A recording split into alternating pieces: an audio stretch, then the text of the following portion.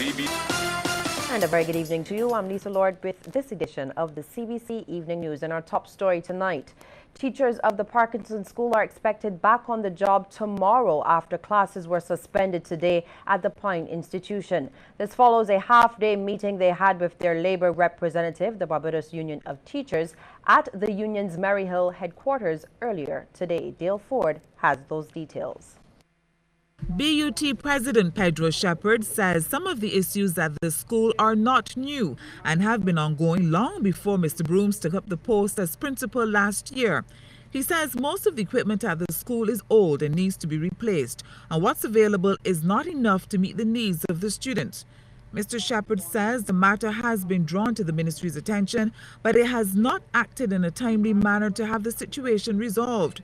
Today's issue centered on allegations that Mr. Brooms unilaterally changed the timetable, which was created while he was on sick leave, and dismissed a call from teachers to let fifth form students have 2 years to complete their CXCs instead of 1. Mr. Shepherd stressed that the teachers are currently frustrated with Mr. Brooms' management style, which does not allow for consultation. In order for teachers to function, they have to feel comfortable. And if the situation at Parkinson School is not one where teachers feel comfortable, they're not going to give up their best. If the management at the Parkinson Secondary School is not amenable to suggestions from members of staff who are in majority at staff meetings and management meetings and so on, then you're not going to get the type of input from staff that you would want to get to have the school functioning in the way that we would want to see it function. Mr. Shepherd points out that the Parkinson teachers did not go on strike but attended a meeting with the BUT. He explains that after today's meeting, teachers were expected to go back to the classroom but were told the school had been closed just after midday. When we were told by Parkinson staff that we have to come to Parkinson, no, teachers don't want to be in Parkinson School with the principal. They were incensed, and we said to them, we are going to handle the matter quite differently. We are going to go through the steps and the proper procedures, and we are going to meet with staff, we're going to meet with the ministry, and we're going to find a solution.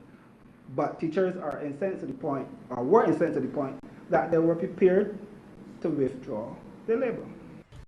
The union's next course of action is to write the Ministry of Education outlining the staff's concerns and requesting a meeting.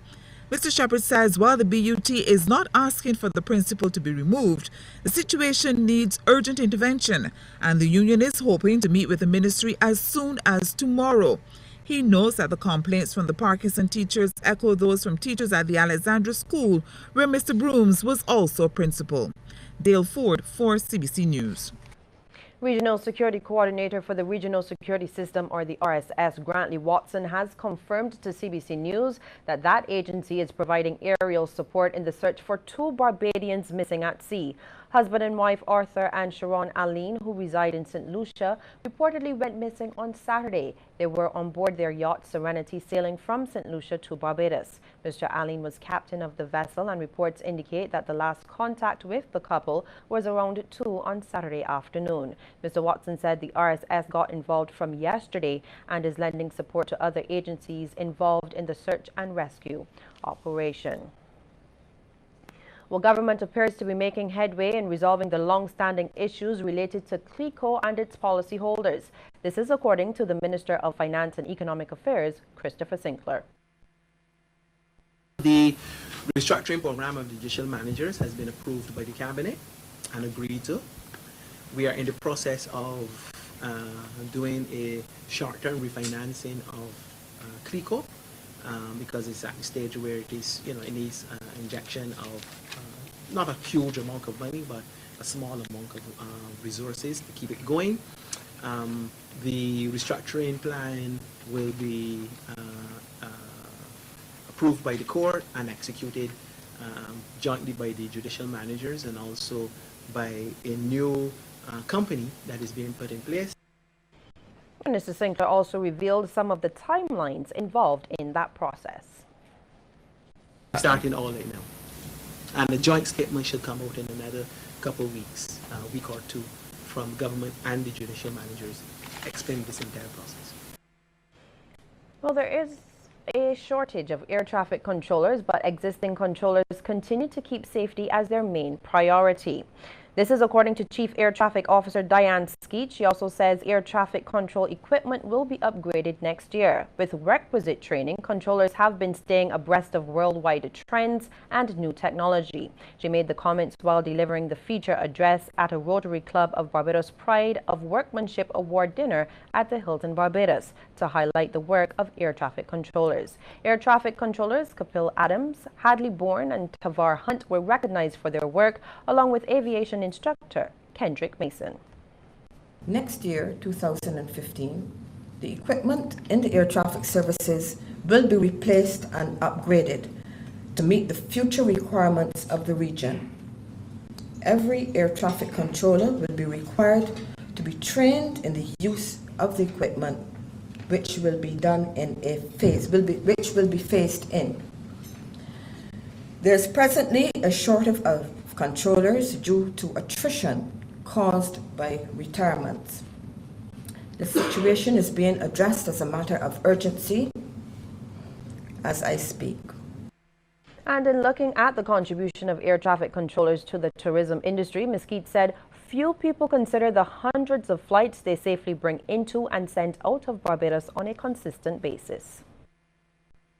Long before a visitor sets foot on these shores and comes into contact with the immigration officer, the customs officer, the red caps, the taxi driver, the hotel receptionist, and the many other individuals involved with tourism, air traffic controllers have coordinated and directed that aircraft on which that visitor was traveling hundreds of miles and assisted in landing it safely.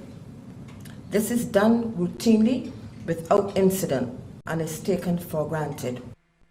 A 32-year-old man was shot in the chest this afternoon at Roberts Gap, Halls Road, St. Michael. Roger Pilgrim of that same address was shot by an assailant sometime around 1:30. The shooting, which followed an incident in the area, occurred close to the road and the victim was taken to the QEH by a private car. He is currently undergoing treatment. Former senator, economist, industrial relations specialist, personnel manager at Banks Breweries and a chairman of the Barbados Development Bank, Tennyson Beckles, is dead. 76-year-old Beckles, who held a Bachelor of Arts in Economics and a Master's in Social Sciences, died peacefully at the Queen Elizabeth Hospital this morning. He spent 15 years in Britain before returning to Barbados in 1975. He then worked at the BWU for the next 10 years as Assistant General Secretary Tutor before taking up the post of Personnel and Public Relations Manager at Banks Breweries in 1985. In 2008, the human resource consultant wrote his first book titled Human Resource Management, which examined its nature and significance with practical techniques for improving employer-employee relations and enhancing productivity. Mr. Beckles, a devoted member of the Democratic Labour Party, was a standing feature at its lunchtime lectures, delivering several speeches and talks to party members over the past several years. And Barbados' former High Commissioner to the UK, Peter Simmons, is dead. It is understood the veteran Barbados Foreign Service officer had been ailing for some time. Among those mourning the loss are Mr. Simmons' widow, Celia, his brother's former Barbados Chief Justice Sir David Simmons, hotelier Robin Simmons, and Phil, as well as Sister Jeanette Graves, a retired businesswoman. Mr. Simmons, who was 72, was an anthropologist. And we'll have more news ahead in just a moment. But first, we want to get your take on this question. Do you believe the Ministry of Education should step into the dispute at Parkinson Memorial Secondary School? Text yes or no to short code 8111. The result at the end of our news.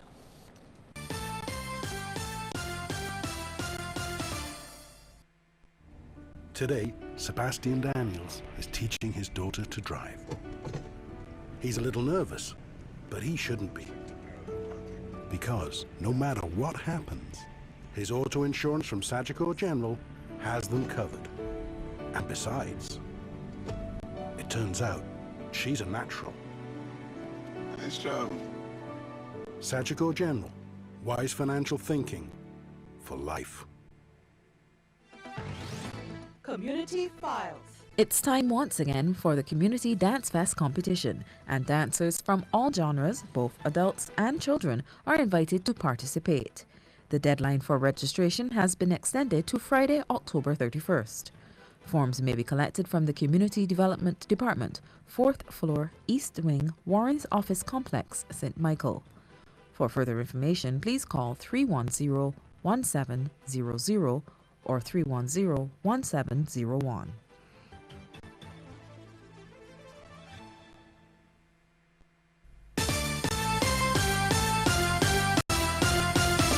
Barbados is reporting some success with respect to tobacco control.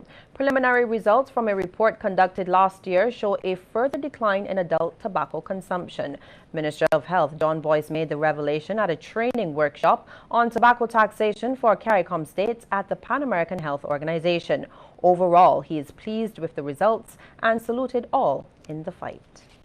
This decline is no doubt the result of relentless efforts of pioneers such as Dr. Tony Gale of the Barbados Cancer Society, along with the Heart and Stroke Foundation, the National Council on Substance Abuse, the National Committee for the Prevention of Alcohol and Drug Dependency, the National Non-Communicable Disease Commission, and faith-based organizations, and of course more recently our private sector ally in Barbados, the Healthy Caribbean Coalition, who along with the Ministry of Health in Barbados have been doing tremendous work in this entire area.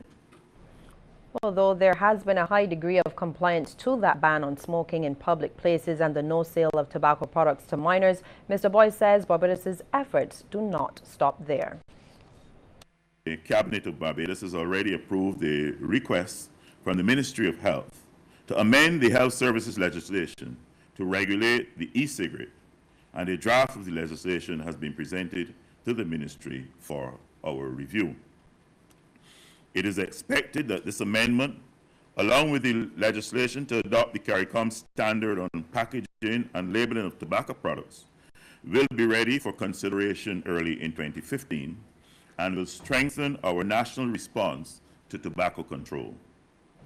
Well, Barbados and the region have been told tobacco taxation is one of the most effective policies in reducing tobacco use among its citizens. The advice from economists on the prevention of non-communicable diseases at the World Health Organization in Geneva, Anne-Marie Purisic. She says the WHO has undertaken tremendous work in the area and is committed to the fight against the global tobacco epidemic.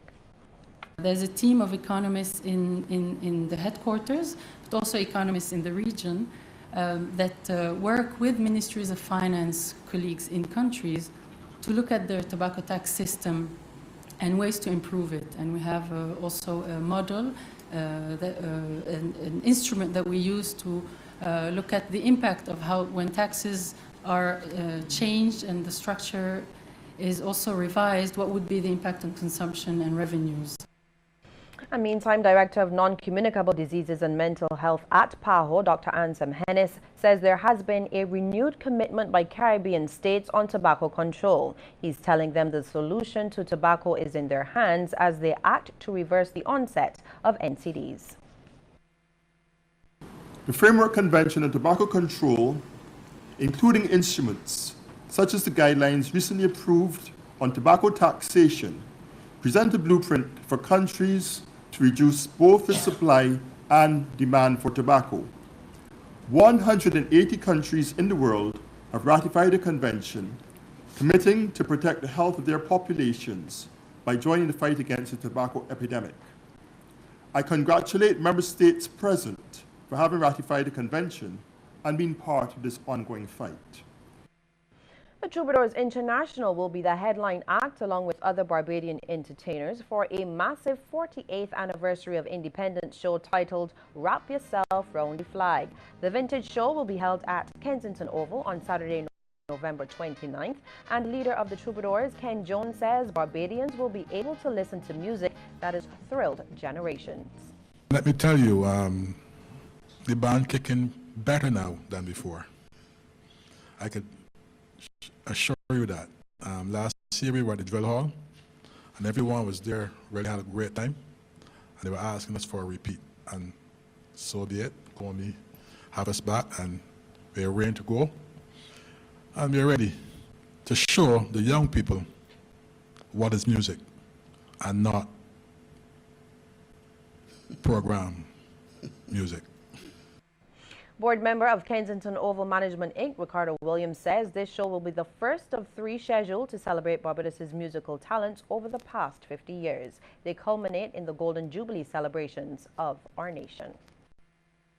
We have had, over the years, some very great entertainers, and we want to showcase these entertainers at this stage, the 40th year, to give the new public, the newer, younger audience, a chance to see who the heroes really are. We want to wrap ourselves around the flags. We want all the entertainers to come out in blue, gold, and black. We want the public to come to the show dressed in blue, gold, and black in whatever form, whatever dress, pants, shirt, hat, bandana, whatever you name it. We want you to really come and see.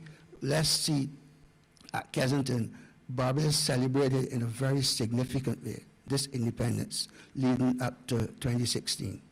And Acting Chief Executive Officer of Comey, Ben Toppin, says that body will be fully involved in the show from a production standpoint. He says they're looking forward to the support of thousands of Barbadians in this patriotic initiative. This particular show, it is of a vintage nature, one. It is the brainchild of a board member who is leading from the front. So we would have to support it even more so. And it is part of a concept that is very, very important, we think, to Barbados. That is nationalism. There's a suggestion tonight that communities across the island incorporate lighting ceremonies in their independence celebrations. It's coming from Minister of Culture, Sports and Youth, Stephen Lashley. He shared the idea as Sagicor Life Inc. announced its contribution of $25,000 to this year's independence lighting ceremony in Bridgetown. I believe at the community level, we can do quite a bit in terms of staging lighting ceremonies within communities at the same time that, of course, we are flicking the switch in Bridgetown to signal the formal turning on of the lights throughout Barbados to celebrate our independence.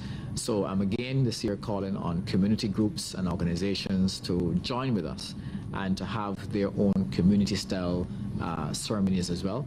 I think that the importance of celebrating